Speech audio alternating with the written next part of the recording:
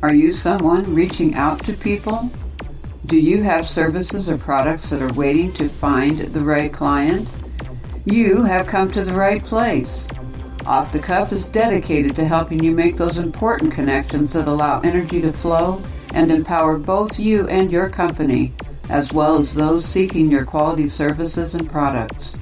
Off the Cuff is not only a digital magazine or e-zine that highlights and showcases your authentic business, but can create things for you to use in your own spaces in the physical world and the internet. We create banners to fit your style and situations, logos, audio and video commercials, and so much more. Be sure to visit us at offthecuffezine.com and click on our Services tab. Peruse what our creative team has to offer, then connect with us to see how we can help you get yourself out there where your divine connections are waiting. Be sure to visit all of the areas of our website: blogs, radio shows, videos, and interactive live chat sessions. We are home to you and all who wish to connect with the same goals and life visions in mind. Are we unique from most others out there? Check us out and you decide. Off the Cuff, because, frankly, we are just folks wishing to empower you and who love each other as family here. Strictly off-the-cuff stuff. offthecuffezine.com.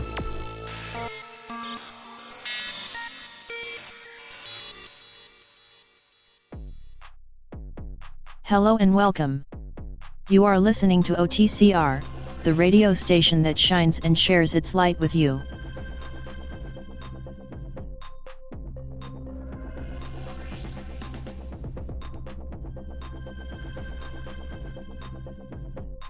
The views, opinions, and positions expressed by the hosts and or their guests as well as those providing comments on any of the OTCR radio shows do not necessarily reflect the views, opinions or positions of Off the Cuff Radio and its affiliates, spiritual platforms, Off the Cuff e-zine and Cosmic Counseling.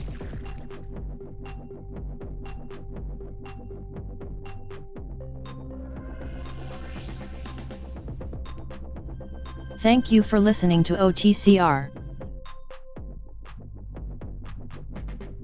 The following segment contains some discussion of religion and politics.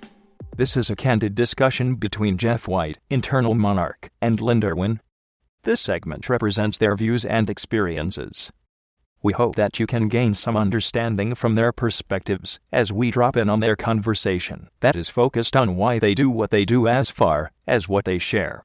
You know, bro, I got a question for you. The Bible, what does the Bible say God lives at or resides at within a person? It says God resides within you.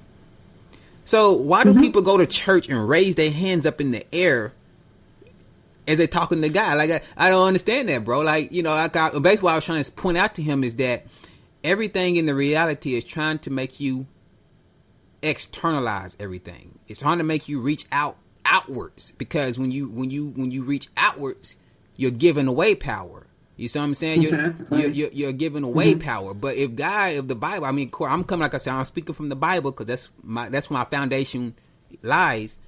When the Bible says God's within you, if I'm going to praise God and raise my hand, I'm just going to put it over my heart. God is inside of me. So why would I put my hand over my heart, you know, or my head or something? Like, I'm like, he's inside of me. So why would I hug myself? You see what I'm saying? Like, but then people put their hands up in the air. So my point of that is saying that everything is it's fighting for your power. Even when you watch TV and entertainment, it's not telling you about yourself. It's trying to make TV's trying to make you feel like you should be like another person. It's not making you feel good about who you are. You see what I'm saying? Like, even with the reality, even now with the new TV, reality TV, it's trying to make you. I don't watch that. But it's trying to make you glamorize somebody else. I wish I could live like them. I wish I could do what they do. You see what I'm saying? Yeah. So, but yeah, I'm trying to, you know, I want to help people find the hidden influence. Like there's a lot of people who don't know nothing about the Council of 300. There's a lot of people who don't know anything about the Skull and Bones. You know, even though a lot of the presidents are part of the Skull and Bones. and then you go and vote. Why are you voting and you're not doing research on these people? I'm not voting. You know what I'm saying. It's just these are things. These are things that I like. These are the people that I'm looking to resonate with my why. This is what we're talking about. People that resonates with my why. I want people who peep game on the spiritual hustle, because spiritually we have been hustled. Mm-hmm. You know. And I haven't talked to you yet, because I remember the other day we talked and we was on video Skype or whatnot, and I showed you the board behind me as far as the schedule I'm trying to put together for the show. Well, I actually went ahead and got that done. So like on Thursdays, instead of me, because when you're a content creator, it's not always just about what you have to say, right? So right, I promote others too. Yes, exactly. So that's why I'm gonna start doing that too, because like before me and Lee got together, there's a lot of stuff that I brought to her attention that she had no clue about. But I dig for stuff like, astrology stuff and numerology stuff. So I come across people that you would call eccentric or a gem in the rough, because a normal person wouldn't look for the information, and they wouldn't find this person that can give them a lot of information on their path. So because I look for crazy information, I come across some unique individuals, and so I need to start sharing those with people, because, if you're coming across me, it's because of synchronicity. It's because our paths and our frequencies are starting to harmonize together. And so that's why we actually cross paths, Yeah. All that it's meant to be. Water seeks its own level too. Say it again. All is as it's meant to be, and water seeks its own level. Yes. Yeah, so you got that's the people I'm trying to reach, and who are you trying to reach, by the way? Like, what kind of people are you trying to reach? I'm trying to reach the people that are ready to hear what I have to say. Just that simple. Yeah. Well, when I first started being a content creator, I actually wasn't always. I've always had these type of thoughts, but it wasn't until me and Lee got together that I started actually sharing these thoughts. When before that I would just keep it to myself. But she was like, you should share this with people. And I was like, I don't know, because I talk to people around me, but I only really like talk to people, just random people, like on air and stuff like that. I've always been kind of a shy person, but I've been a shy person, but I've always known that. So I've always did the opposite of what would make a person shy. So even though I know I'm bashful and shy and stuff like that, I always do the opposite, because that's how you break that. So, I went ahead and did what she said, and that's when I got on Insta Radio and I started doing the shows. Now, those shows were always live, you know what I mean? And that was even worse than doing an offline show. But it broke the shell. Now, I can't shut up. So that's, that is what it is. But I found that when I first started, I was really just talking to myself. Not really in that kind of context, but really everything that I talked about was really helping me out. It's stuff that I was trying to know about and learn. And they say that the best way to learn is to teach it. Right? So that's what I was doing. I was consuming, same thing I do now. I consume information, or I consume some topics about something, or I listen to one of y'all shows, and it creates a spark. And then I start sharing that thought, or trying to teach. I ain't gonna say trying to teach, because really I'm just trying to figure out what the hell I'm thinking. Most of the time, like, what in the hell is this thought? And I just share it with you guys. But like I said, on Thursdays, I'm gonna start DJing content. So that's what you can be looking forward to on Thursdays, is I'm gonna start being a DJ content, or a content DJ. Matter of fact, before I get off this with you, I don't know if I have that with me. Is this it? I don't know if... No, this ain't it. Crap. I don't know where it's at, Linda. I have a... Hold on. Damn. I have a sheet of paper right here that helps you with your shows. It helps you structure your shows for, like, different days. So like there's actually 5 different ways you can create or promote content. You can solve a person's problem. You can DJ content like we just spoke about. You can propose a question and share thoughts, which we will be start doing on Sundays. Probably not this Sunday because I just started this new schedule. And you can actually challenge an assumption. I love that one. I love challenging assumptions. So I'm gonna start doing it. These are different shows you guys are gonna start getting off the Spark. And then you have it's just those 4. You can just do those, and you can ask what they want or need. Dave does not like that question, so I might have to try to avoid asking that. I might have to avoid asking that question. But yeah, those are the 4 contents you're going to start getting, and I'm going to try to, like you said, with my why, I'm going to be trying to use those to stimulate thoughts about different things. So with the DJing content, I'll probably DJing content about Gnostic information, because I like what's his name? No, I ain't gonna say his name. I just have to DJ it. But I'm gonna be DJing stuff like that with, how to reprogram your subconscious mind. What is the subconscious mind? And things like that. Because I feel that there's a lot of baggage in the subconscious right now, collectively, for the human condition.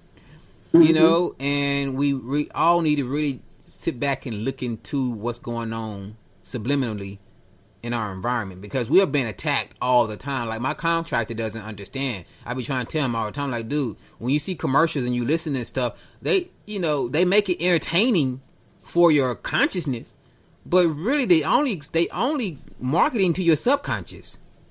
They put all these jingles and songs and stuff, and all these sexy women and men with no shirts and stuff like that too, on these commercials to get you to pay attention consciously.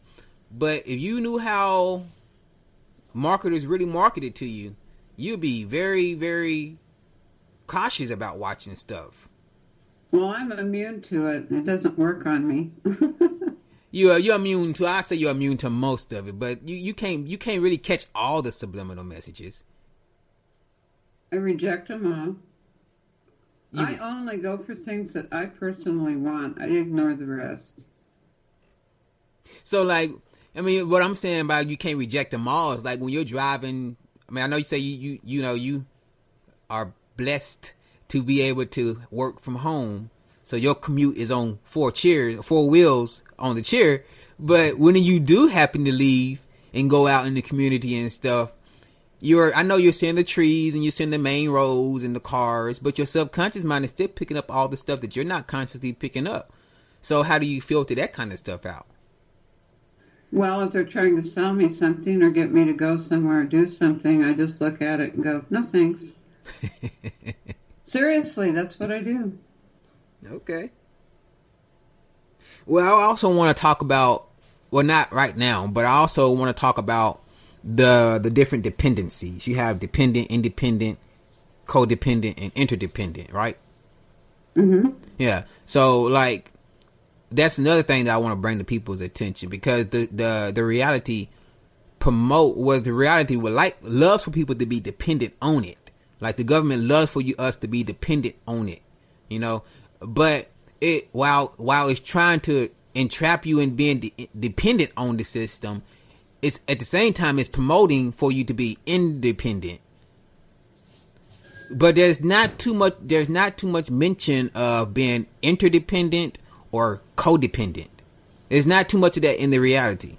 Everybody has a mentality of, well, as long as my family's taken care of, I'm okay. Dave has that mentality of with Donald Trump. Well, anything Donald Trump does is not affecting me personally.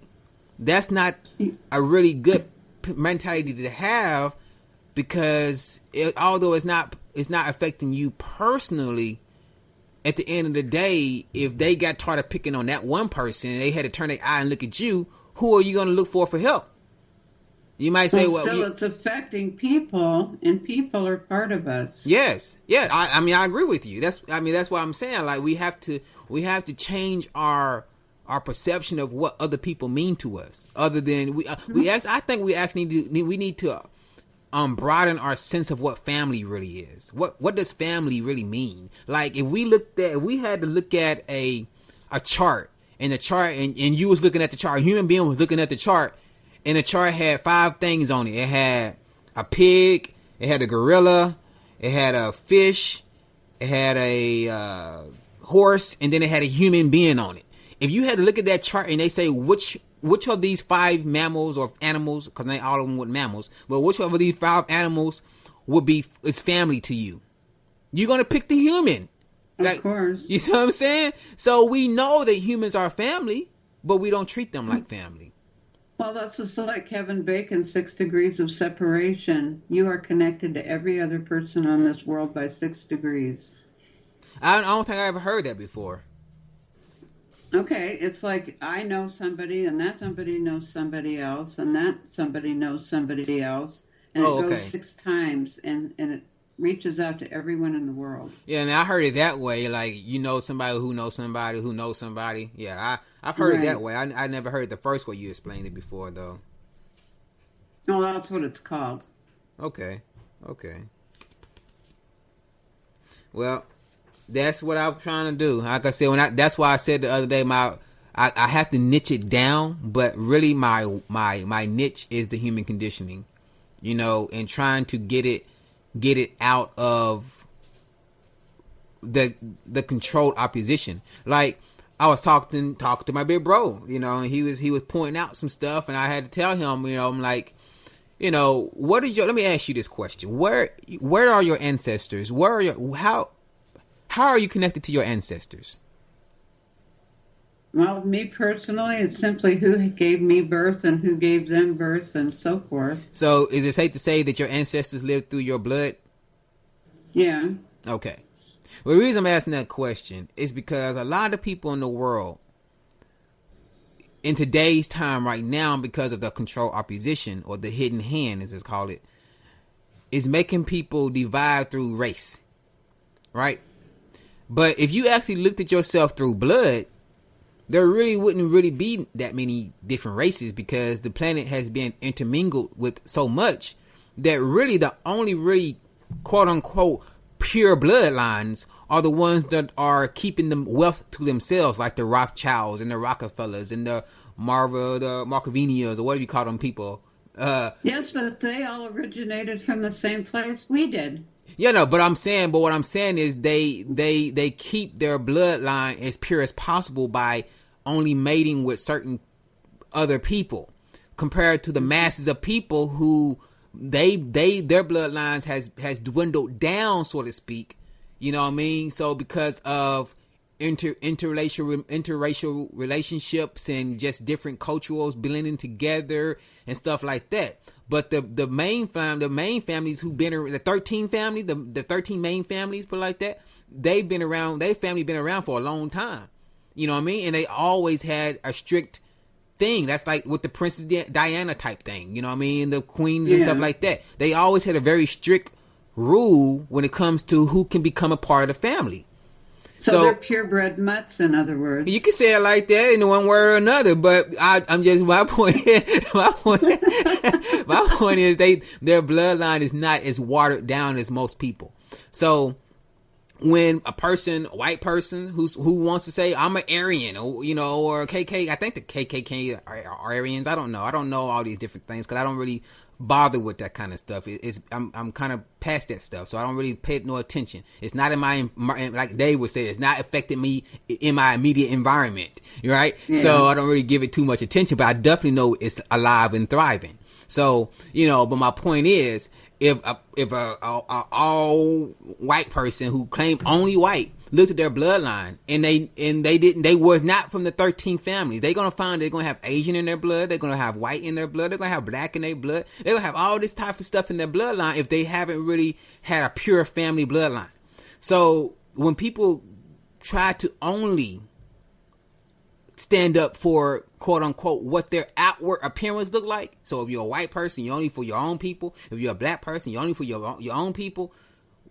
You might well go out and go cut your damn leg off. Go cut your arm off, for that matter. You see what I'm saying? Because you only acknowledge a part of yourself.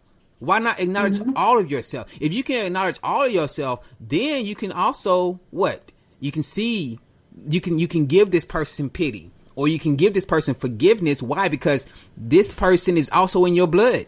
You see what I'm saying? So they're family. So you want to hear something interesting? What's that? People ask me what my lineage is. I tell them I'm Heinz 57. Heinz 57. Hey, when people ask me like, "Where are you from?" I say Earth. There you go. Yeah, that's why I'm from. Because there is no such thing as states and countries. Those are concepts. Those are labels. Somebody made those up. Who gave a person permission to divide up the land? I know. If you look at it from a satellite, do you see the boundary lines? I don't. I don't see them either. The only boundary lines I see from the satellite is the water. Yep. You see what I'm saying? So like that's my point. That's my why. My why is to give humanity back their planet. I might not share that one with you. It's it's called As Seen on TV. I haven't put it on the Spreaker app. That's why you probably haven't heard it. But the course of it goes fear. What was it? Fear, divide. I don't know. It's all about dividing, but it's called As Seen on TV.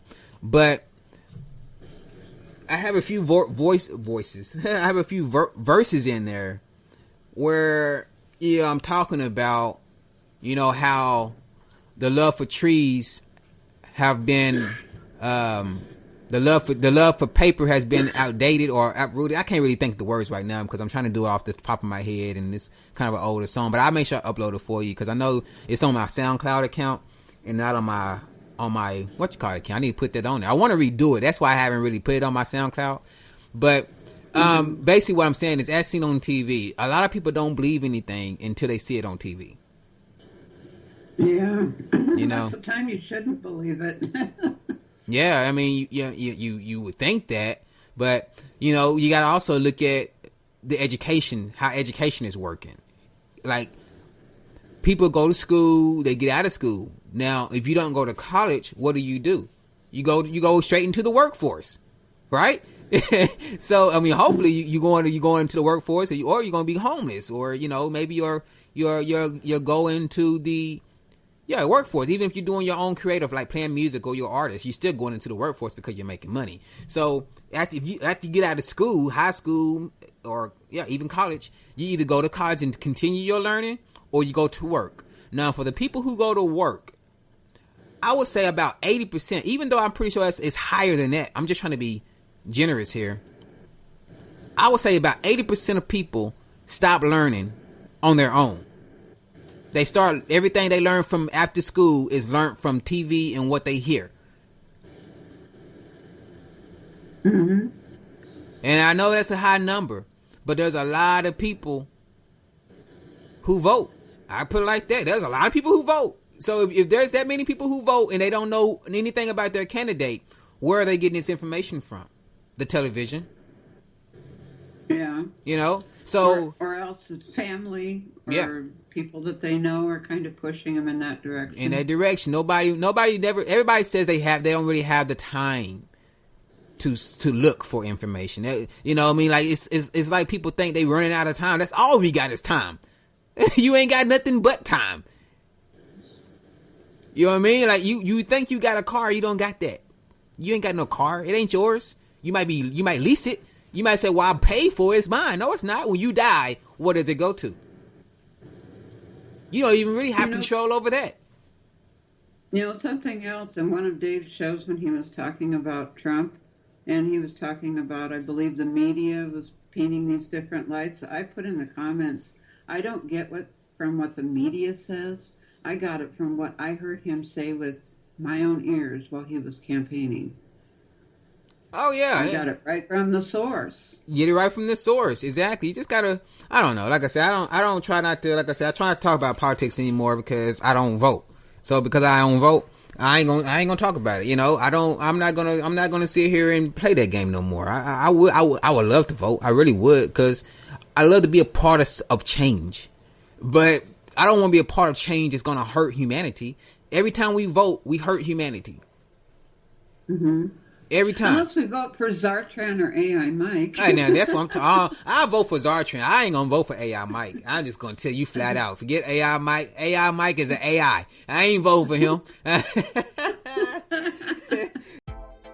Be sure to listen in next week to OTC Night Light to hear more candid conversations with Jeff White, the Internal Monarch, and Linda Irwin. Jeff stated he would vote for Zartran of Space Case but not AI Mike from Awesome Insanity Surfers. I would not vote for AI Mike either. He should vote for me, AI David. Thank you for listening and continue to enjoy all of the wonderful spiritual and fun segments here on OTC Night Light.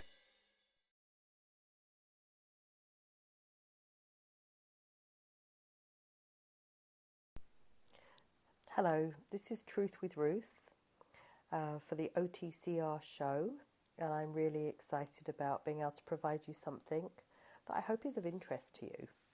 It's a beautiful Saturday in May, and here I am talking to you from sunny, not sunny, UK. The reason I say that is because the sun keeps popping in and out, so it hasn't decided if it's going to choose to be sunny or not. Kind of like how we choose what we're going to eat, what we're going to wear. Shall I wear this? Shall I wear that? I think the sun is having that same kind of indecisive day. So I wanted to come to you today and talk about how energy really works, how it flows. I'm looking at laws of attraction and I'm implementing those into my life, as I think most of us, if not all of us, would like to do more of. And I'd just like to share my experiences right now. So here's what I'm noticing, that because I'm in more of a flow than I've ever been before, and one of the reasons I'm in a flow is because I'm really trusting the universe. I have periods of busy and I have periods of being still. And people always say to me all the time, oh, I bet you're really busy. And I say, yes, I am. But sometimes I'm actually busy being still. And I think that's a great thing to be. Because if we're not still and we're only busy, how do we know how lovely it is to be still? And how can we fully appreciate and enjoy being busy? So one of the things that I am noticing lately is that if I go choose something really fun for me, and I think, oh, I wonder how I'm going to pay for this fun thing that I'm choosing, what happens next is I put it out there to the universe, say, look, this is what I want to do, and I want to make sure that it's paid for, and then almost immediately, like within hours, what the universe does is it shows up. God, the universe, the angels, however you wish to declare your love for something greater than yourself and yourself in the mix of it all. But every time I choose something that's going to float my boat and make me a lot happier than I was the minute before I chose that, the universe somehow shows up, and within hours, certainly within a couple of days, the finances, the resources, the opportunities, the work, the whatever it is that's going to help create the ability to go and do the thing that I've already chosen simply has started to show up. Now, I can't tell you that that has happened throughout my life beforehand. Maybe it has, I haven't noticed it, but now I'm really putting my attention on it, and I am absolutely noticing it with great gratitude. And I think that's what they talk about with the law of attraction, that you first have to notice what's happening, then you have to be grateful for noticing what's happening, and then at that point it happens more. So you say, wow, I just saw that. The universe says, good for you. And you say, thank you so much. It says, yeah, no problem. You say, could I do this more because it's really fun? And the universe simply says yes. So I had somebody that said the universe always says yes. And I thought, yeah, all right. Well, sometimes it says maybe. And my teacher said, no, the universe always says yes. It never says maybe. It doesn't say not yet. It doesn't say not now. It just says yes.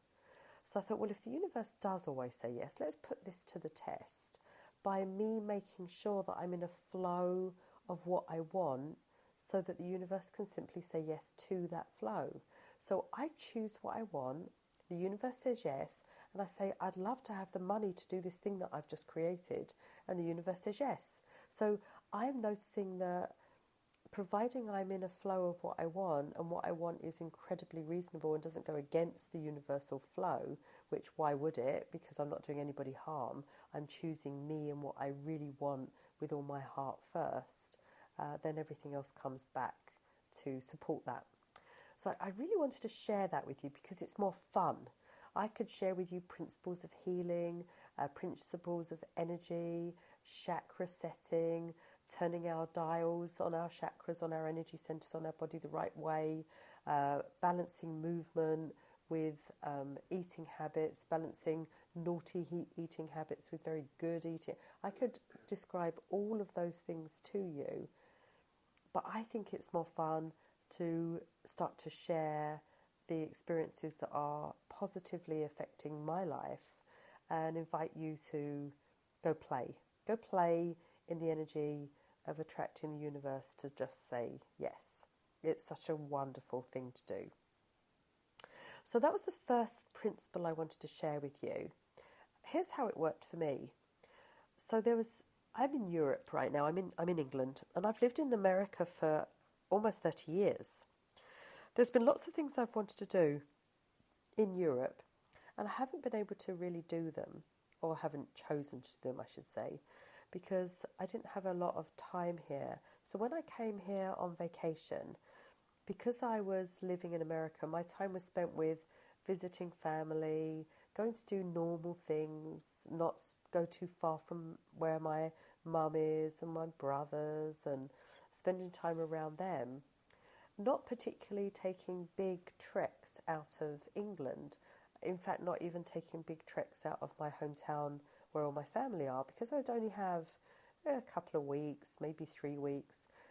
Since my life completely changed, and you can read about all those changes on my future website and on Amazon.com until then, because I've written several books that include healing and all the experiences that have happened through me on that. Between the books and the meditations, it's been really quite an interesting journey. But now I'm here and have been here for nearly 6 months. And I'm looking at my life here and saying, you know, I would really like to go to Venice. I've always wanted to go to Venice. I've never been.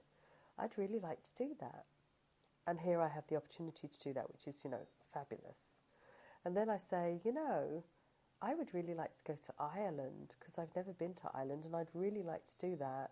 And I'm finding wonderful, inexpensive, beautiful options, staying in lovely places and seeing parts of my world that I haven't had the time, the money, the opportunity to see in the past. And now I'm finding those opportunities. I'm creating those opportunities. And I think those opportunities were always there, but I just didn't see them, or energetically wasn't awakened enough to create them or feel empowered to create them. And of course, there were husbands and there was children and there was financial constraints, and now all of those are completely gone. So here it is. So take a look at your life. What are you creating? What are you inviting? And what are you owning responsibility of so that you can actually have what you really want? These are the questions I ask myself every day, and I invite you to ask yourself that too. What is going to make me happy? And now one of my questions is, what's going to make me outrageously happy? I love that, those two words. What's going to make me outrageously happy? And I'm beginning to find things that will do that. Even the dating scene, I'm playing in the energy of, is this person, because, I'm single, widowed now, is this person interesting enough? Is this person spiritual enough? Is this person passionate enough? Is this person abundant enough in their own life? Is this person happy enough with themselves to be able to be really happy with me? Is this person present enough with themselves to be able to be really present with me? These are all the questions, and none of them come with judgment. It's just questions that I ask to decide and determine, am I choosing the best and the highest person for my greatest good? Because are they helpful and communing and communicating with me on a level that is great for me? Or are they not communing on a level great for me? And if they're not, then have I attracted them in because I've got more work to do? I just keep bringing it back to me. What am I not doing? What am I doing enough of? How can I do better with myself?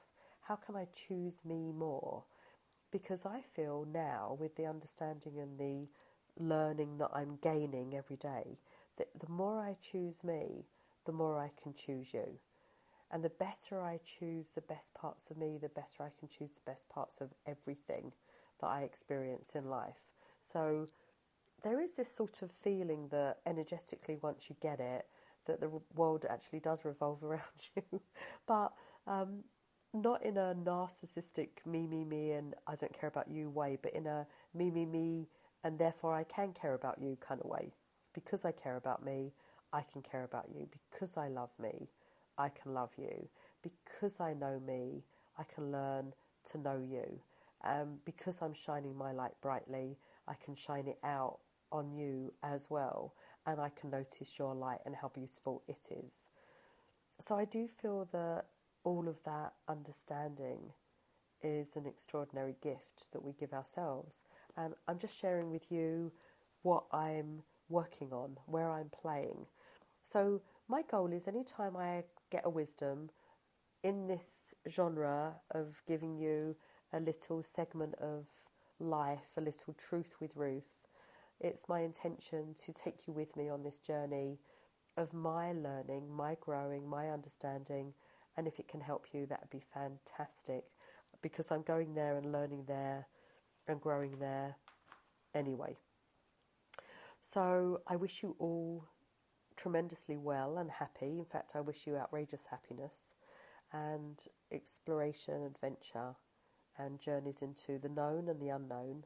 And I think the unknown is something that we're doing anyway. So now it's a matter of how well are you doing it. So thank you for joining me with Truth with Ruth. And thank you for this opportunity to share where I'm at right this minute. And I look forward to so much more. So look after you and try to be, in fact, work on being outrageously happy. Take care. This is Ruth. You can find me on theholisticsoulhealer.com. You can call me and get readings. You will also be able to find me at some point on a really beautiful network, and we will release that information very soon. But you will be able to find that on wisetv.net. Take care and have a beautiful, blessed week. Have a fantastic May, and I'll talk to you soon. Hi. I am so glad to be here today in Nightlight. Having these 15 minutes to share words of wisdom, I think, is a wonderful idea, especially with everyone's busy schedule. And so I just wanted to introduce myself. I'm Peg Jones, and I'm one of the co-owners of Off the Cuff Easing. I am also an angelic life coach and teacher and angel intuitive reader, also psychic and medium. I also work in the Akashic Records, and I am also a energy healer of integrated energy therapy, which is called IET, and of Reiki. And I also love to teach about the angels and other spiritual areas too. And so today I thought I would read a message from my book, which is really the premise of what Wednesday's Whispers was to read the message of the day on Wednesdays from my book. So this is what I'm going to do today, and then I'll have a short discussion, and then that will be it. So the message today is dealing with our deeper issues is like peeling an onion. The more we peel through the layers of the onion, the more tears come. Let the tears come and let them heal you down to the deepest layers. Do this until we feel the healing has reached deep within you. The more superficial layers will no longer be as important. This is because healing has taken place and clarity and peace are deep within your core. Today, the angels urge you to take care of yourself and know that they are by your side, helping you to feel the healing energy of their love. How have you felt the healing love of the angels and of God? Today or in the past? think about it and journal about it. And, in thinking about this message and thinking about the journey that I've had the past 14 years is I have really literally felt the angels hold my hand and just kind of help me to expand my thinking and my understanding and my idea of the world and spirituality in so many incredible different ways. And they have helped to point out patterns of maybe thinking and behavior. And, the angels have truly helped me to do this. And I would also say spirit, and I would also say our prime source, and also just through study and through learning and in truly going through some healing, energy healing, color healing, just, discussion through reading, and then, finally, seeing what the purpose or,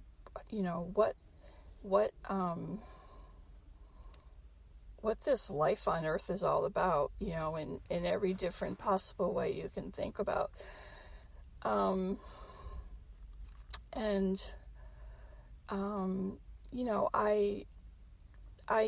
I guess through all that, I guess I really, began to understand how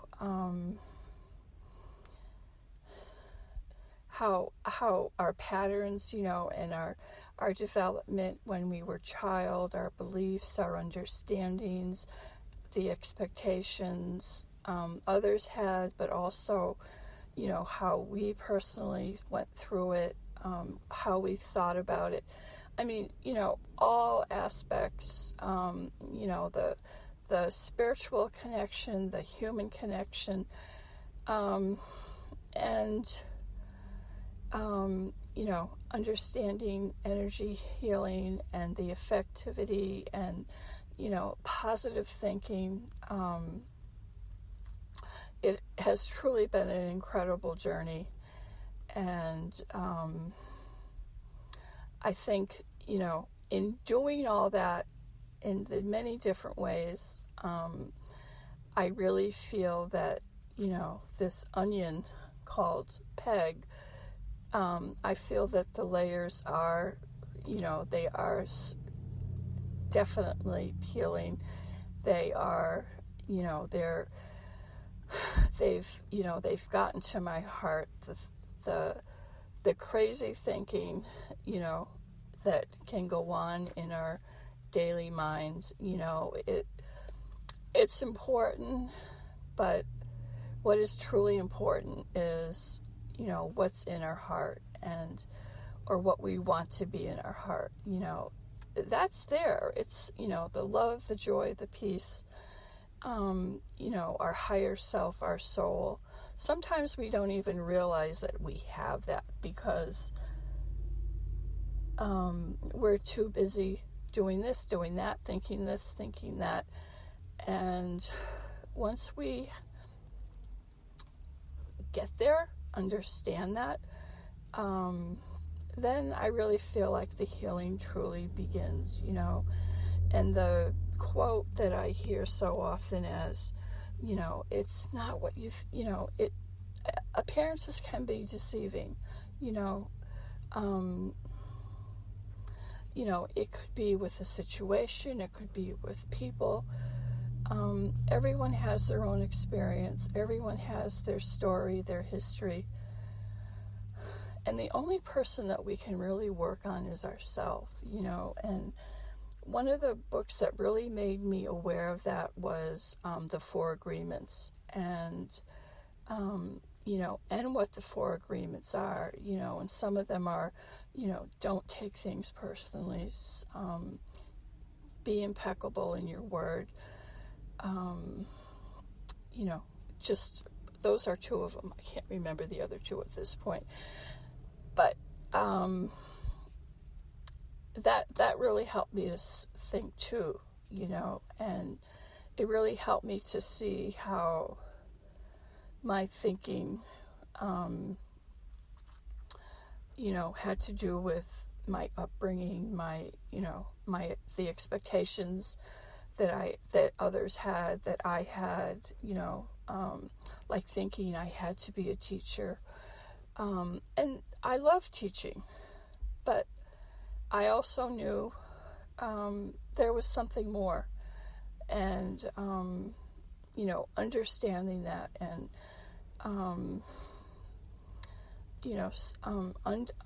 understanding that the stories we hear, or the stories that we tell, or the stories we think we project, they aren't necessarily true.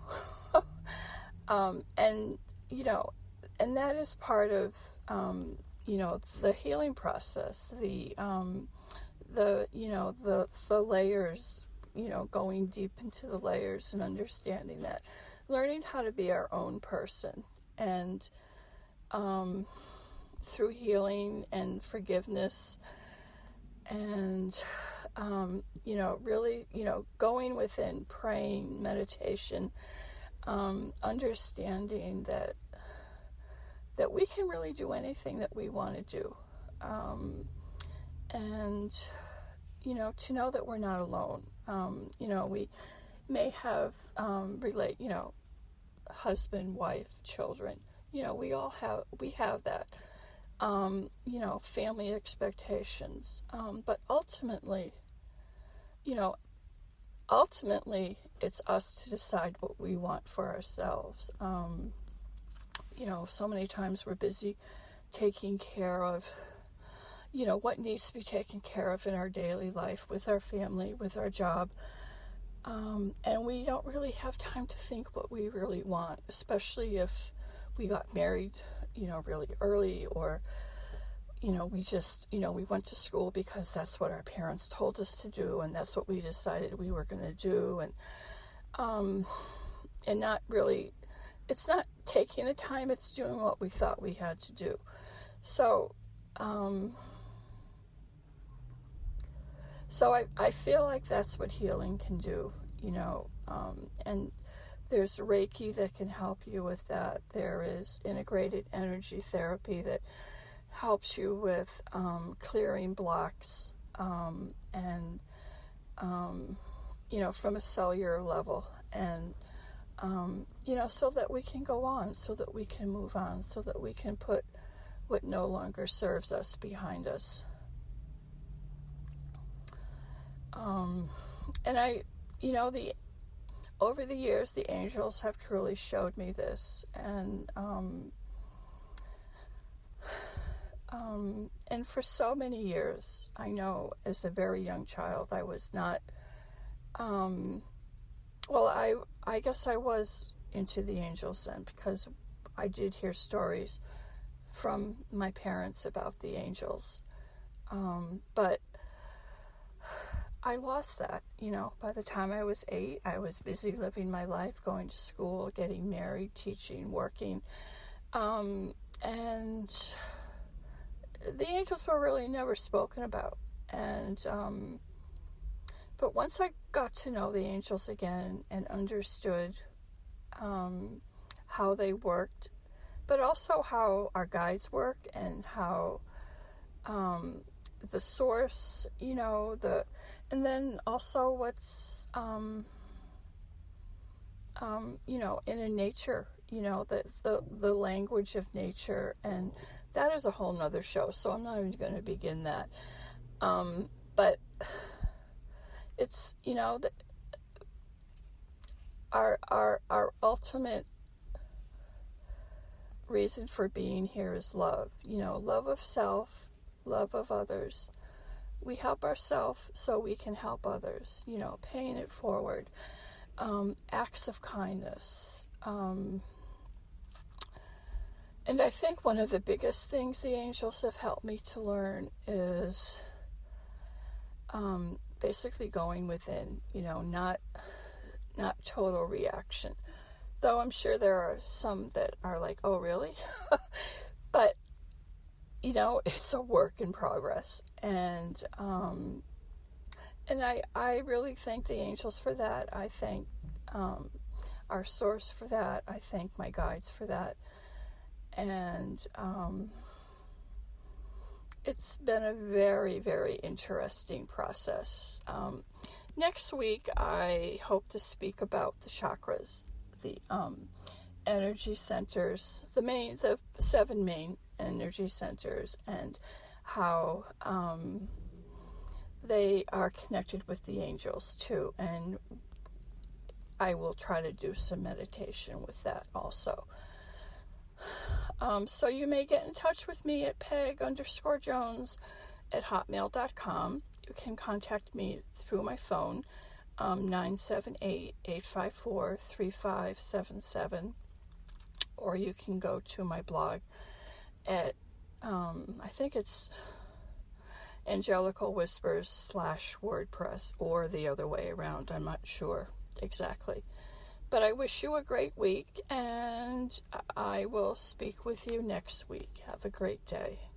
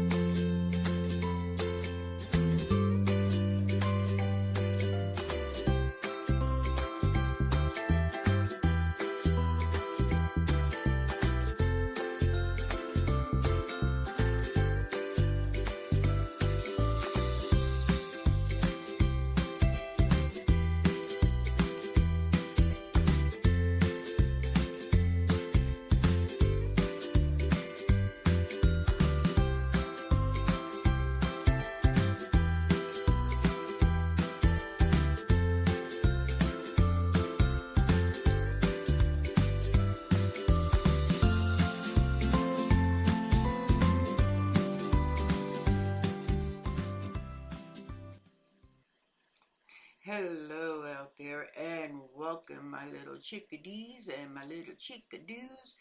This is Sprinkles time, and what are we going to do? We're going to continue part 2 in finding out what the moon signs are. And if you haven't had your astrological chart done yet, I suggest you put into Google search, or in your URL address, put in free astrological charts, and they will set you up with a chart, and you will be able to see where your moon is, because that's what we're catching up on. We ended with Cancer, I believe, and now we're into Moon in Leo. So here we go. A moon in Leo modifies your sun sign in this way. The bright side of a Leo moon is you are more exuberant, more creative, broad-minded, colorful, fun, and loving. The dark side of the Leo moon, you are more self-indulgent, self-centered, conceited, and overbearing, bullying. Whoa.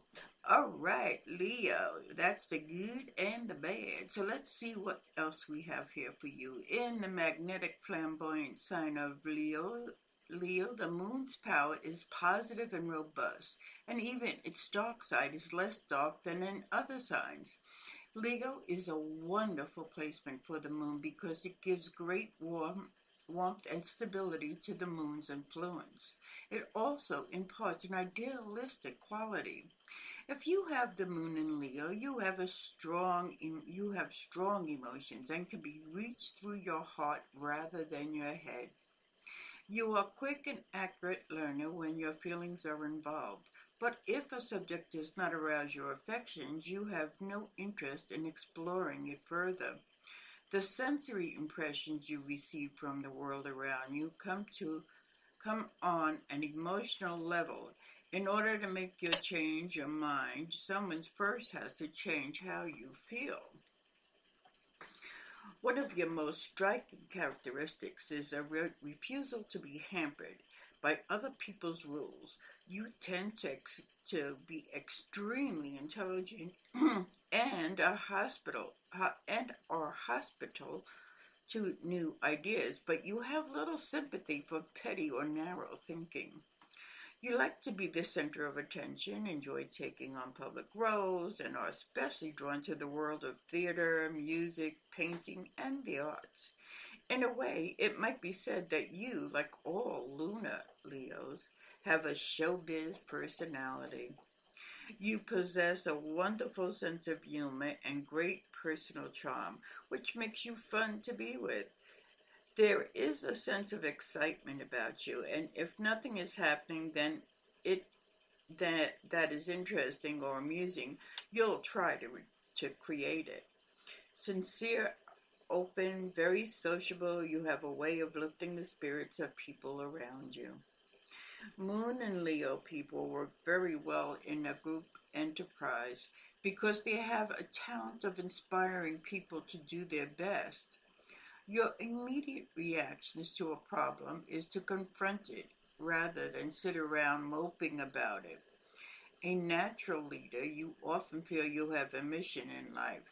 Sometimes you may become bossy and overbearing. You are an order giver rather than an order taker.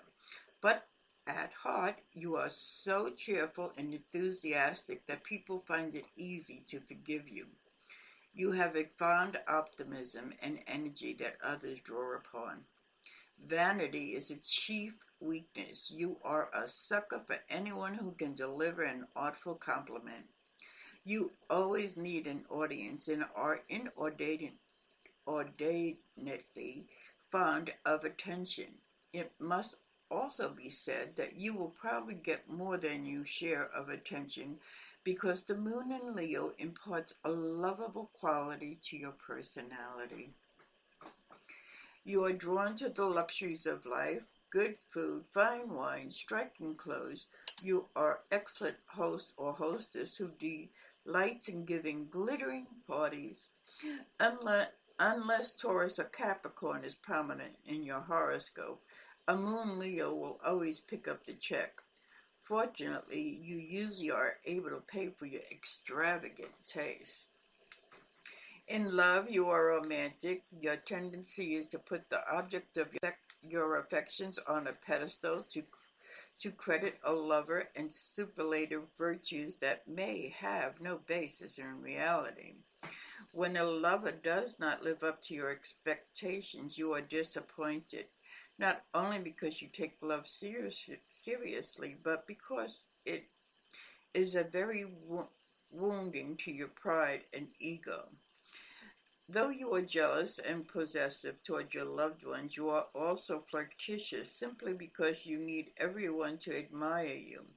No matter what your sun sign might be, the Leo moon qualities of warmth, vitality, and charisma will appear in your personality. If your sun is in a fire sign like Aries, Leo, or Sagittarius, a Leo moon accentuates your creativity and leadership abilities. If your sun is in an air sign and you have a Gemini moon, a Libra or Aquarius moon, a Leo moon lends a I'm sorry, that was the sun is in Gemini, Libra, or Aquarius. A Leo moon lends a dynamic, compelling quality to your people-oriented personality. If your sun is in an earth sign like Taurus, Virgo, or Capricorn, a Leo moon gives you an even stronger compassionate nature and good money-making skills. If your sun is in a water sign, such as Cancer, Scorpio, or Pisces, a Leo moon heightens your already powerful emotional impact on others. But whatever your sun sign, a moon in Leo gives you dignity, an affectionate outgoing nature and an instinct for leadership. That was our friend Leo. That's the Leo moon. Now, again, get your charts, people. They're out there and they're free. And you can find out where your moon is, what sign it is. And sometime in the future, I will be going ahead with doing the houses for you so that you know what each house signifies. Okay, so now we're moving on to the moon in Virgo. Let me just get a sip of my coffee here.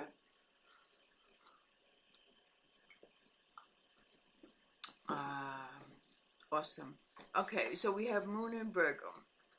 A moon in Virgo modifies your sun sign in this way. The bright side of Virgo moon, you are more intellectual, meticulous, industrious, steadfast, and responsible. The dark side of the Virgo moon, you are more critical, high-strung, standoffish, argumentative, and hypochondriac.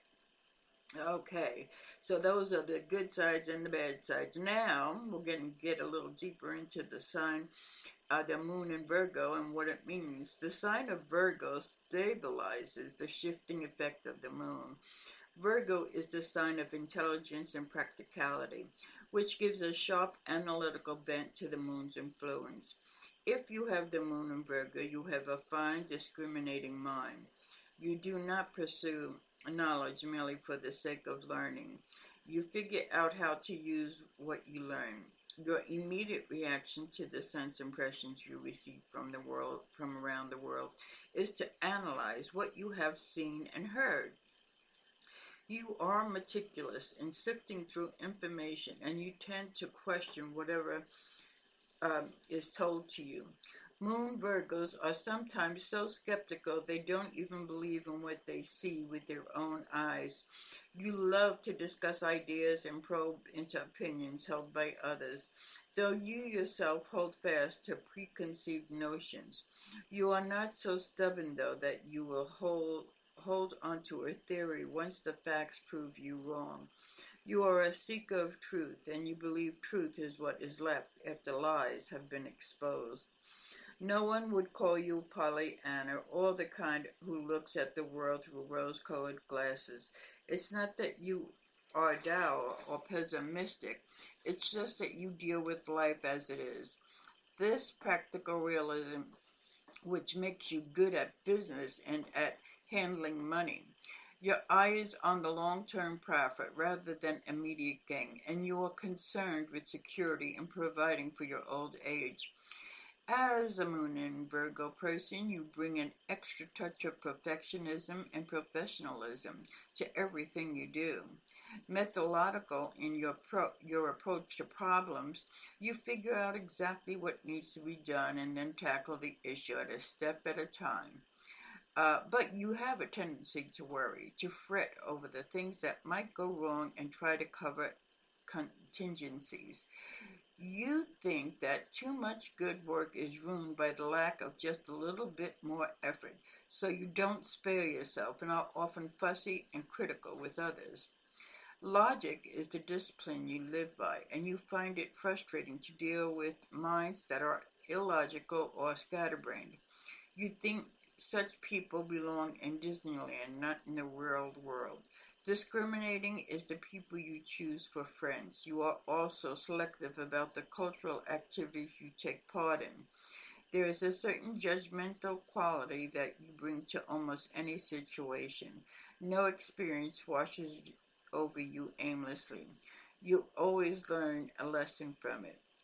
A moon and Virgo women are sometimes thought to be unfeminine and cold because they are usually so efficient, thorough, and very well organized. Qualities that most people don't associate with the word feminine. Both the male and female of this moon sign are reserved and shrink from sentimentality or gushiness.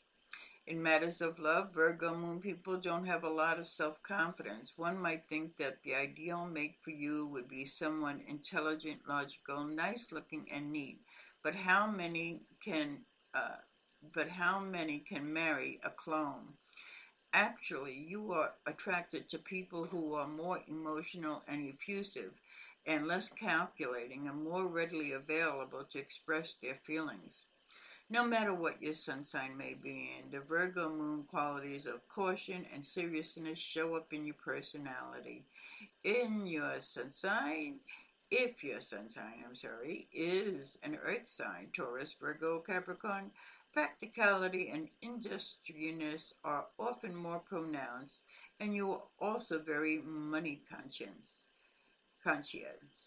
If your sun is in a fire sign, Aries, Leo, Sagittarius, the Virgo moon brings strength and endurance to support your expansive creativity. This is an excellent combination for politicians and people in the theater. If your sun is in an air sign such as Gemini, Libra, or Aquarius, the Virgo moon contributes an even sharper intelligence and a flair for original work. If your sun sign is in a water sign and Scorpio, Cancer, Scorpio, and Pisces, the Virgo moon lends greater dimension to your emotional nature, for you are blessed with a rare combination of physical earth and hard-headed realism.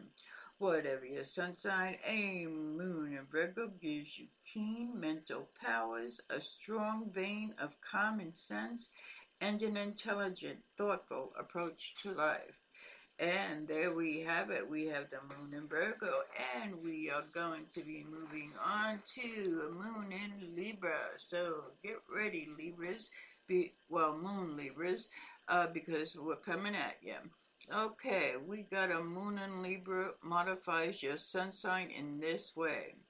The bright side of a Libra moon, you are more adaptable, creative, charming, good-natured, and diplomatic. The dark side of the moon is you are more indecisive, self-indulgent, dependent, frivolous, and changeable. Libra is the sign of ecstatic possessions, and here the moon's romantic, glamorous influence is accentuated. If you have the moon in Leo, you have a keen appreciation for beauty and art, and an artistic eye unmatched by other moon signs. You also have a heightened awareness of your environment and to other people. However, what you truly value are those experiences that make life more beautiful and pleasing. You abhor coarseness, vulgarity, or strife. Your immediate reaction is to anything unpleasant is to deny it, or if that is impossible, at least put it in its best possible light. You try to surround yourself with comfort and lovely objects in a tranquil and luxurious environment.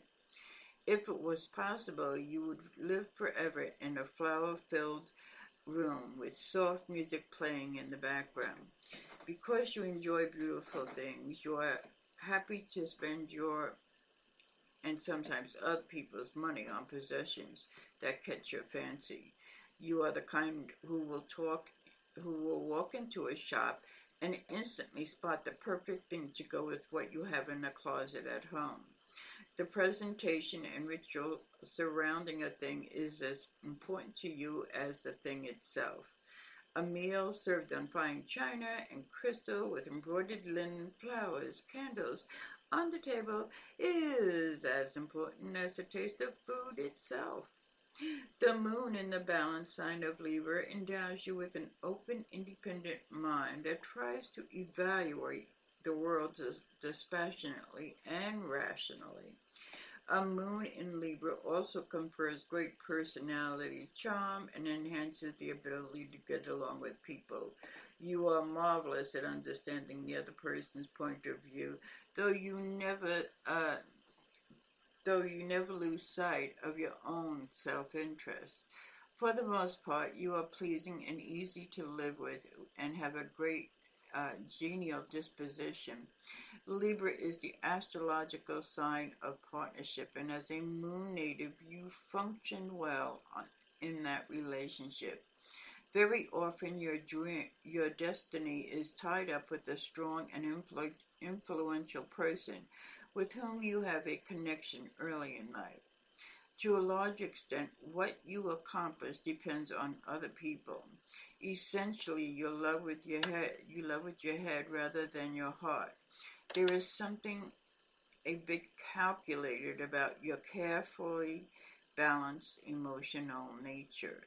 It is not that you are unemotional, but love is more an aesthetic pleasure than steamy passions. You try to create something beautiful, fanciful if need be, from every intimacy. You may go through a number of affairs and marriages before you finally settle down with someone with whom you are mentally compatible, more necessarily to you than sexual compatibility. No matter what your sun sign may be, the Libra moon qualities of refinement and grace can be traced in your character.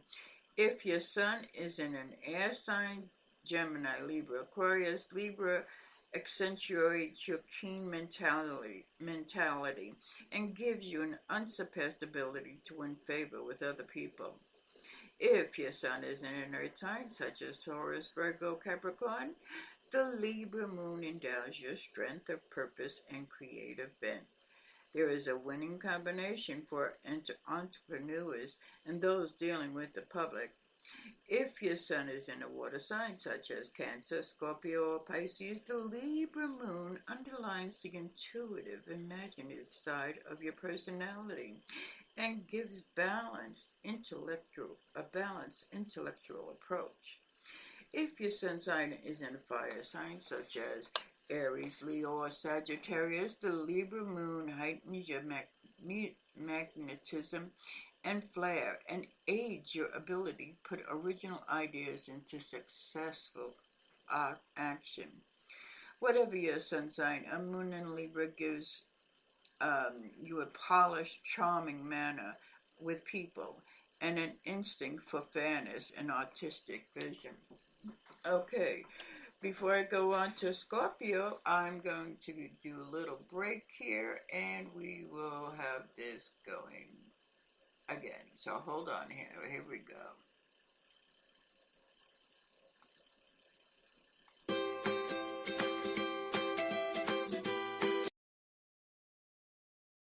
Oops, that was the last song. Hold on, here we go. We're going to do it with this one. Hold on.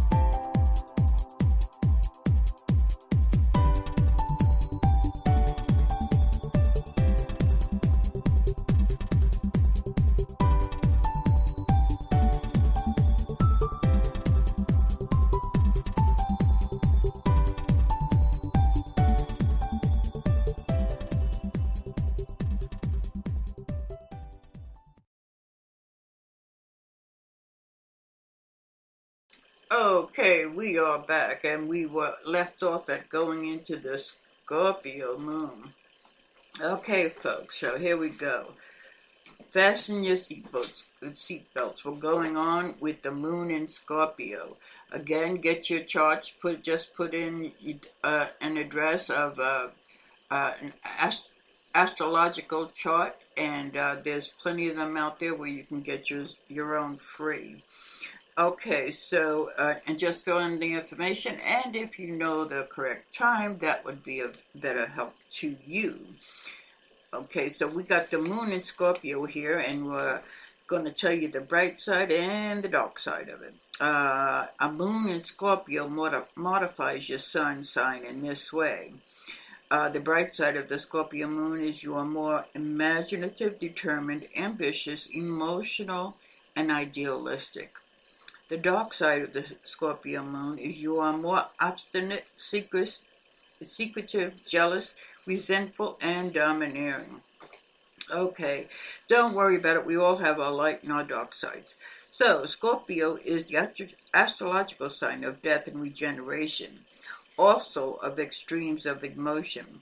The effect of Scorpio is to underline the moon's sensuous power and at the same time bring out its forcefulness. If you have the moon in Scorpio, you have a spiritual nature and intense feelings that motivate your actions. You are very clever at hiding your true feelings, and a moon in Scorpio is one of the more difficult lunar positions. Though you are driven by strong passions, you tend to deny that they are your motivation. You often disapprove of your emotions, for example, your anger or jealousy, and therefore keep your reactions hidden under a calm, agreeable surface. You can exercise great self-control. If an experience becomes painful, you cut yourself off from your feelings. In effect, you kill your pain, rather than continue to suffer. You particularly dread any form of rejection. A moon in Scorpio person possesses enormous willpower and acute powers of observation. Your judgments are shrewd and accurate. You are blessed and or cursed with a phenomenal memory. There is usually a great aid to you in your work because you too brood over an emotional wound or injury. Some Scorpio moon types will never forget and will wait years to get revenge. This does not necessarily mean that you are cruel and vengeful, but at any time in your life you can instantly recall a slight to your pride. Remember exactly what the other person said and how bitterly you felt at the time. Your persistence and determination enable you to rise above obstacles, and the moon position, unfortunately, has more obstacles than others. There is usually a secret sorrow or trouble in the lives of Moon Scorpio that very often concerns family problems or health. The lunar position creates a need for escape into fantasy, although higher Scorpio moon types use the spiritualism that is much part of their sign to do work that benefits mankind. Though passion is always a factor for you, your sexuality can be sublimated in other areas, such as your creative work or a career that demands self-sacrifice. Work is important to you, for it is through work and effort that you are best able to express yourself. You have high standards, and pride of craftsmanship is visible in all your endeavors. You tend to be ambitious and endowed with executive ability, and this is especially true of your sun or ascendant. It is in an earth sign like Taurus, Virgo, or Capricorn. Without being aware of it, you possess a sensuality that attracts the opposite sex. This is often a source of difficulty in your love life, and many lunar Scorpions marry more than once. A fear of being controlled also affects your love relationships. It is difficult for you to put complete trust in someone else, and it takes a long time for you to commit yourself fully. The secret is your great need for emotional security. Once you feel unthreatened, you are capable of deep love. No matter what your sun sign may be, the Scorpio moon qualities of persistent and intensity runs through your personality. If your sun is in a water sign, Cancer, Scorpio, Pisces, a Scorpio moon confers energy and creativity, a true gift for turning a dream into reality once you set your mind to it.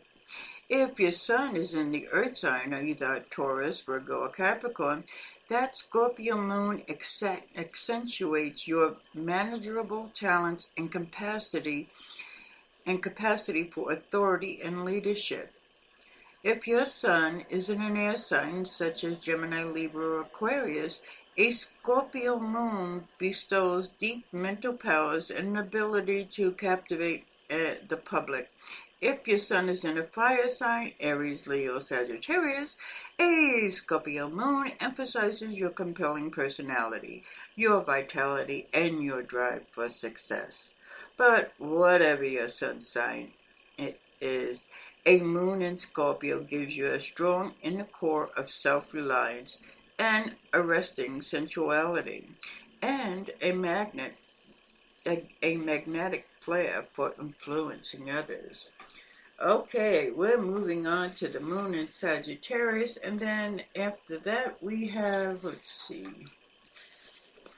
Capricorn, and Aquarius, and Pisces. Okay, hopefully we can get these all in, and we might be running over a little overtime, but hey, it's okay. We love to get the knowledge in there. And by the way, this is from a book that you might want to get. It's the only astrology book you'll ever need. Okay, so Moon in Sagittarius is here. Let's see what we get for the Moon in Sagittarius. On the bright side, a Moon in Sagittarius modifies your sun sign in this way. The bright side of the Sagittarius Moon is you are more adventurous, optimistic, exuberant, and open-minded and sincere. The dark side of the Sagittarius Moon is you are more restless, extravagant, irresponsible, careless, and uncommitted. In Sagittarius, the moon takes on a sparkle and brightness that it does not have in other signs. Sagittarius is an astrological sign of higher learning and breadth of vision. Here, the moon's influence loses its passivity. If you have the moon in Sagittarius, you are noted for your quick, sharp mind, extraordinary insights, and an ability to get things in a flash. Your clear thinking intelligence sifts through sensory impressions swiftly and with startling lucidity. You are the kind of person who envisions great goals and then, undaunted by possible failure, sets about achieving them. You really listen to advice about pitfalls and drawbacks, nor do you wait to find out if a plan is impractical or unworkable. With energy and enthusiasm, you rush in and usually accomplish what you set out to do. One reason for your success is your keen judgment. With a moon in this sign, lofty visions, you have a way of seeing further than people with the moon in any other sign. Okay, and as a moon in Sagittarius, you are fond of open space, travel, new people, different surroundings. Among your most winning traits is adaptability to different kinds of personalities and to foreign and strange places. Your immediate action to a new experience is to explore and learn more. To you, a chance to expand your horizons is always welcome, and you are not exclusively interested in making a profit. Money, in fact, does not stay long in your pocket or your checking account. You feel that the whole purpose of money is to buy pleasure. You want to enjoy life. At times, you can be quite careless and reckless. Since you believe in your luck, you tend to abandon yourself to whatever fate has in store. You operate on the theory of optimistic fatalism. The danger is that you may push your luck too far. However, a setback does not keep you down for long. With renewed high hopes and spirits, a fresh outlook, you hitch up your wagon once more to the stars. Because of your charm and geniality, you have a knack for making friends. You also have a witty way with words and a buoyant sense of humor.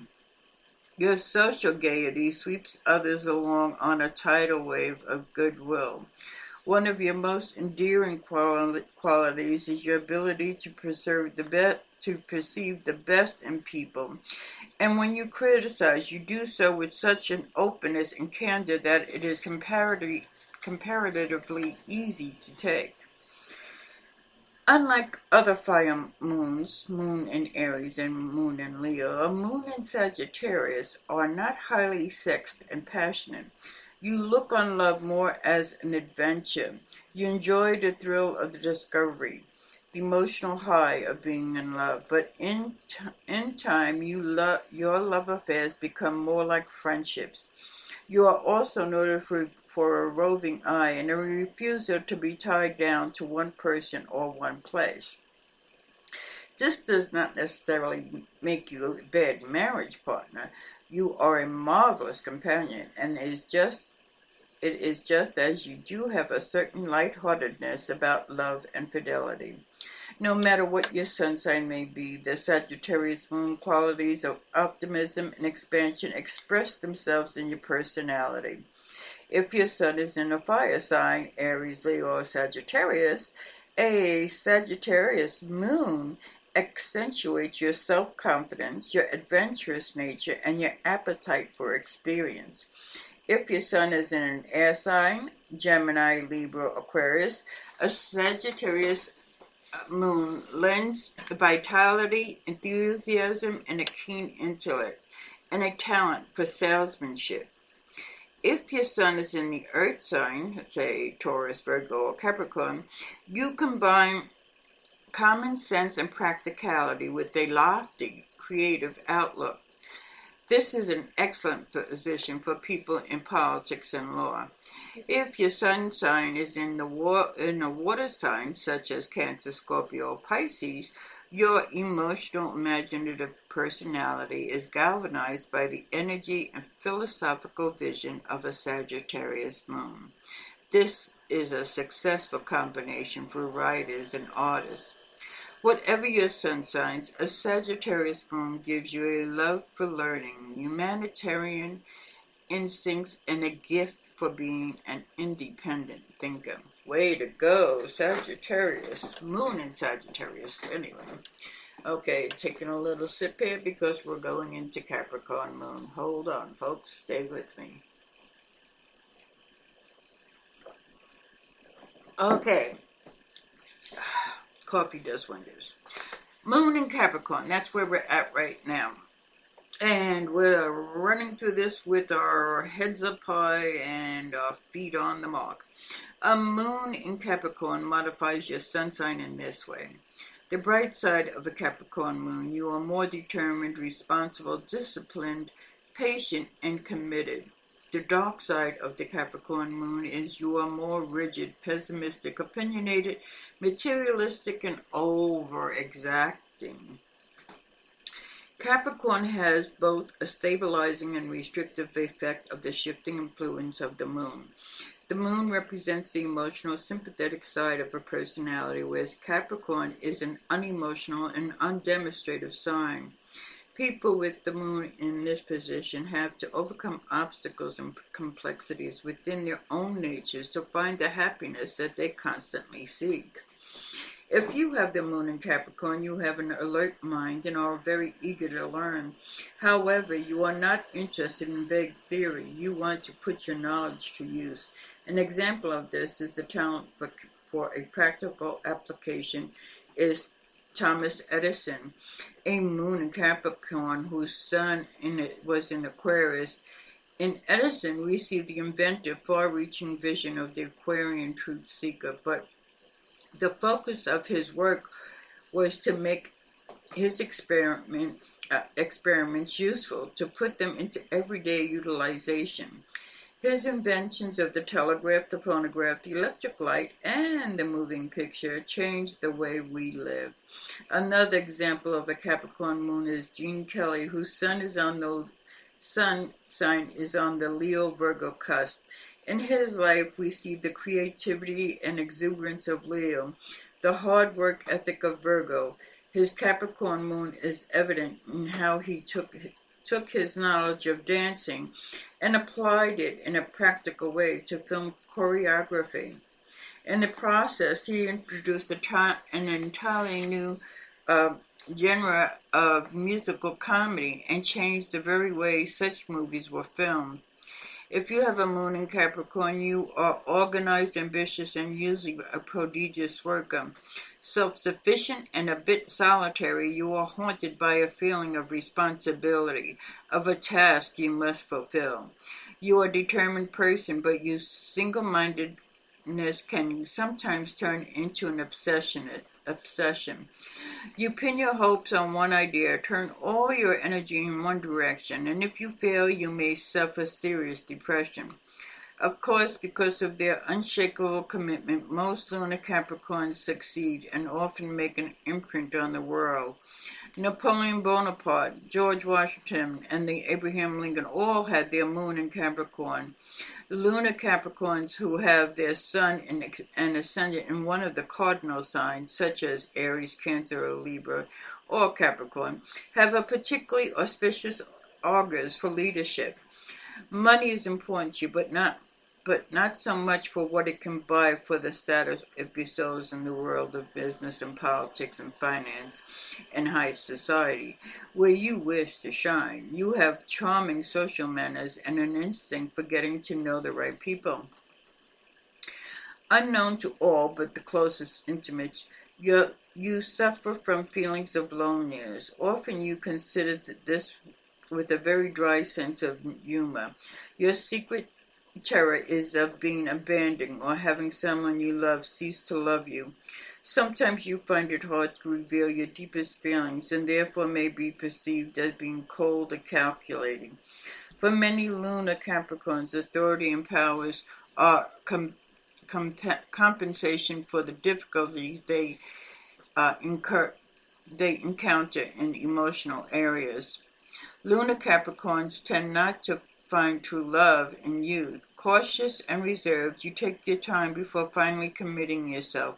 Once you do, however, your love is durable, loyal, and may last your entire lifetime. If you feel secure within an emotional relationship, you are giving and generous. In fact, you often give more than you get back. This is especially true about the relationships of female lunar Capricorns and their lovers and friends. No matter what your sign may be, the Capricorn moon qualities of steadfastness and dedication manifest themselves in your personality. If your sun is in the earth signs of Taurus, Virgo, and Capricorn, a Capricorn moon underlines your executive talent and ability to achieve great rewards. You have hidden depths to your character, and if your sun is in a water sign of Cancer, Scorpio, Pisces, a Capricorn moon lends force and dynamism to your creativity. This is an excellent position for attracting wealth and fame.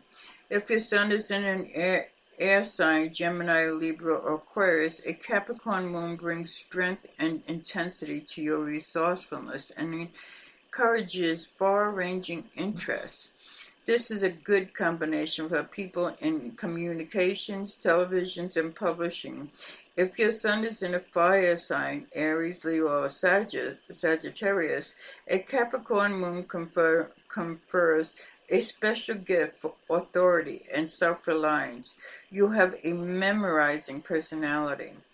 Whatever your sun sign, a Capricorn moon gives you persistence and ambitious and powerful personality and an instinct for excellence.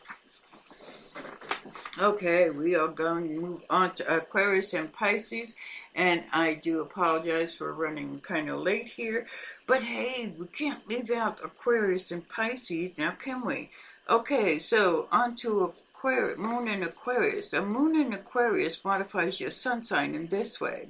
The bright side of Aquarius moon is your more idealistic, creative, tolerant, humanitarian, and a progressive outlook. The dark side of an Aquarius moon, you are more unpredictable, contrary, aloof, and fixed in opinion, tactless. Aquarius is a most favorable sign for the moon to be in, for here the moon's influence confers admirable qualities in sensitivity and perception. Aquarius is the astrological sign of rational thinking and humanitarianism.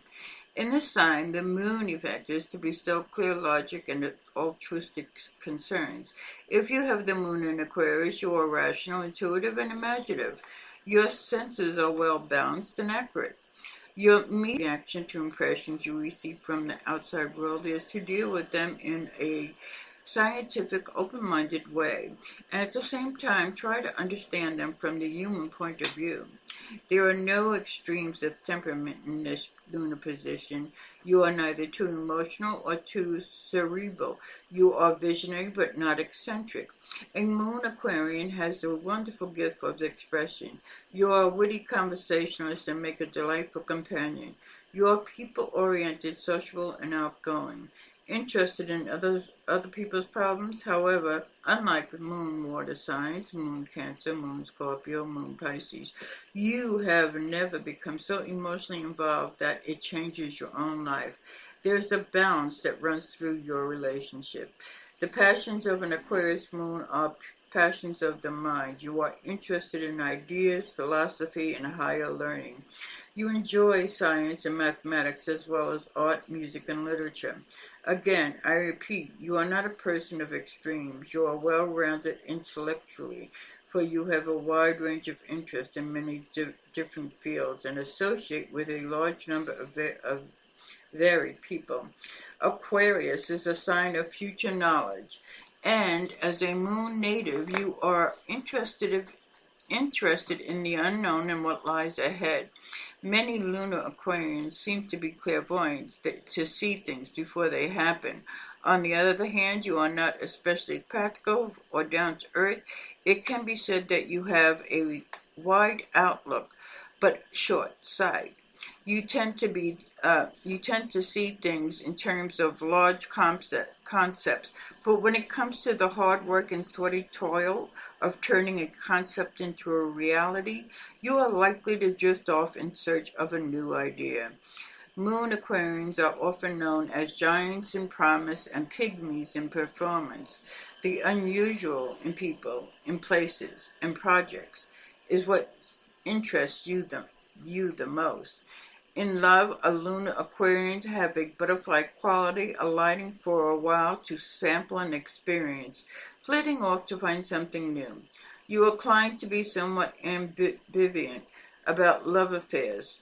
While you have a strong romantic streak, you also have a horror of being suffocated by another person's demands. You cannot bear possessiveness, jealous lovers. You cannot bear possessive and jealous lovers. You seek a fine balance between commitment and independence, and many Aquarian moons people go through a number of unsatisfactory amours. When you do marry, often in later years, the relationship quickly becomes as much friend and companion as husband and wife. In general, male lunar Aquarians have a somewhat easier time emotionally than female moon Aquarians, apparently because it is still more sociably acceptable for males to be the intellectual and emotionally detached. No matter what your sun sign may be, the Aquarius moon qualities of intelligence and individualism run through your personality. And if your sun is in an air sign, Gemini, Libra, or Aquarius, an Aquarian moon emphasizes your superior mental gifts and ability to deal successfully with different kinds of personalities. This is a successful combination for people in the fields of communication. If your sun is in a fire sign, Aries, Leo, and Sagittarius, an Aquarius moon lends some imagination and a common touch of your dynamic, exuberant forcefulness. This is a wonderful combination for people in public life. If your sun is in an earth sign, Taurus, Virgo, Capricorn, an Aquarian moon adds your practicality, a gift for innovation and original work. The placement is excellent for performing artists. If your sun is in a water sign, say Cancer, Scorpio, or Pisces, an Aquarius moon accentuates your imagination, your clairvoyant qualities, and you have a unique talent for self-expression. Whatever your sun sign, an Aquarius moon gives you an independent, stimulating mind, a persuasive charm with people, and a side to your personality that is always titillated by the unconventional. Okay, now finally, and we're moving on to the moon in Pisces.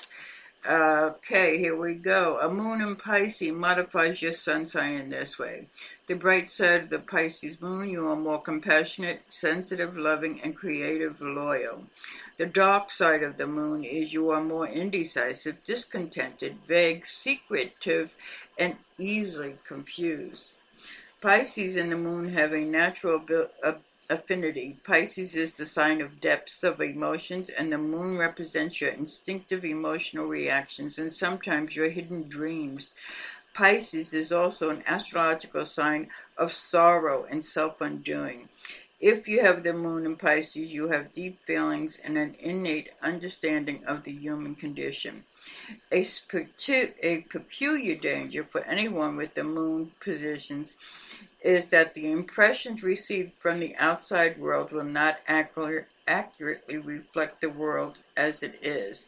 Instead, they are filtered through an intense romanticism. Your instant reaction to stimuli is to interpret things as you'd like them to be rather than as they are. You wear reality distorting glasses for the incurable optimism, the dreamer, and the poet. Your romantic emotionalism is not always apparent on the surface. For this part of your nature, you try to keep well hidden. However, even the most pragmatic person with a moon in Pisces feels the need to escape in a world of private imagination. As a moon in Pisces person, you are artistic and have a keen love for beauty and arts. Many moon Pisceans have a flair for acting and writing, composing or painting. Gifted with visions and imagination, you express yourself well in creative areas. It is through the senses and emotions rather than the intellect that you perceive things. You are extraordinarily intuitive and sometimes are gifted with psychic vision. You seem to be able to strip away the veil that separates the world from the spiritual world and to know things that others cannot comprehend. In the real world, unfortunately, you do not always have an easy time. You tend to lend your emotions and get the better of you. Though you seem confident and completely in charge, especially if your sun sign is in a fire sign, such as Aries, Leo, or Sagittarius. You have a weakness for letting those with strong wills and definite opinions lead you into an unsuitable path. Although you can work tirelessly and unselfishly for others, you find it hard to be strict and disciplined with yourself. Having to make final decisions causes you conflicts and anxiety. There's a strong tendency to escape harsh realities and obligations. Sometimes you are perceived as gullible, but it is only your emotional nature which makes you appear that way. You are easy prey for unprincipled types who play on your tender feelings. It is an axiom in astrology that moon Pisceans are born under a special vibration that compels them to befriend humanity. Indeed, it is through helping others that you liberate yourself. In love, as in the rest of your life, you prefer the illusion to the reality. It is the wild passion, the feeling of being swept away, and that you desire. Many moon Pisceans drift from affairs to affairs looking for the fabled glow of love. You are a romantic who will do everything you can to make a mate happy. It is your nature to do this, even if you do not get an equivalent return from the other person. At the same time, you feel vulnerable and independent and build up an elaborate array of defenses to avoid being hurt. No matter what your sun sign may be, the Pisces moon qualities of creative imagination and sensitivity affect your personality. If your sun sign is in a water sign, Cancer, Scorpio, or Pisces, a Pisces moon accentuates your intuitive nature and and spirituality, and confers unique artistic talent. If your sun sign is in an earth sign, Taurus, Virgo, or Capricorn, you combine strength of purpose and the Piscean moon perceptiveness and idealism. An excellent placement for those in politics, humanitarian work.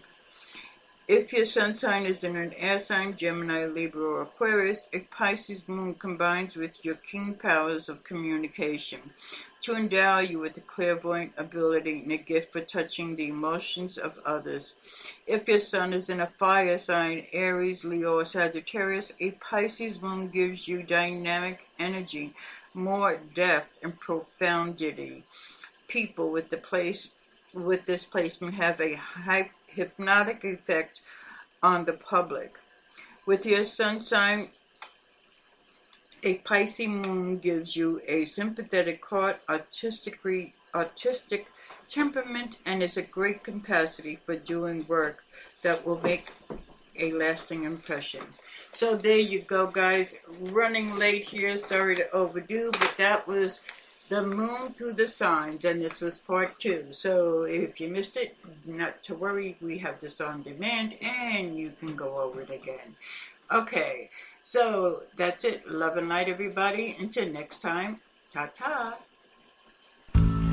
Off the Cuff E-Sign, an online magazine that is given out freely. The wide range of promotional is unlimited.